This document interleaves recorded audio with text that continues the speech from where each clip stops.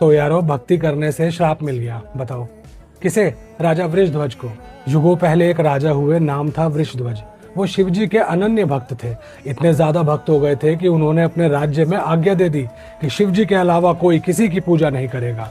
सूर्यदेव को लगा कि राजा का शिवजी के लिए प्रेम तो सही बात है, लेकिन बाकी लोगों की स्वतंत्रता छीन लेना ये गलत है। तो उन्होंने दे दिया राजा को श्राप कि आज के बाद से आप श्री विहीन हो जाएंगे, यानी कि आपके जीवन से लक्ष्मी, संपत्ति, समृद्धि ये सब चला जाएगा।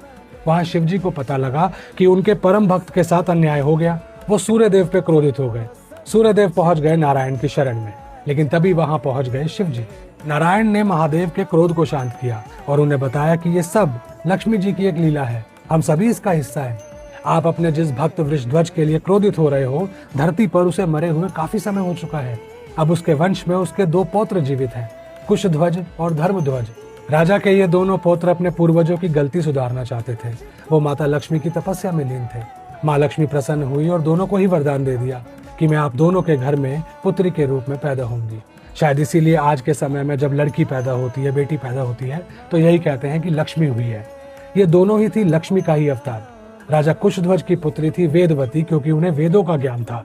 राजा धर्मध्वज की पुत्री का मैं बाद में बताता हूँ। माता लक्ष्मी के आगमन के बाद ये दोनों ही राजा वापस समृद्ध हो गए। अब माता लक्ष्मी की ना एक प्रकृति होती है, एक तो वो चंचल है और दूसरा वो वही रहती है जहाँ पर नारायण होते हैं। तो दोनों ही पुत्रियों ने तपस्या शुरू की अलग अलग जाकर नारायण को पति रूप में पाने के लिए। ब्रह्मा जी ने वेदवती को दिया वरदान कि तुम्हारे अगले जन्म में तुम नारायण से विवाह कर पाओगी।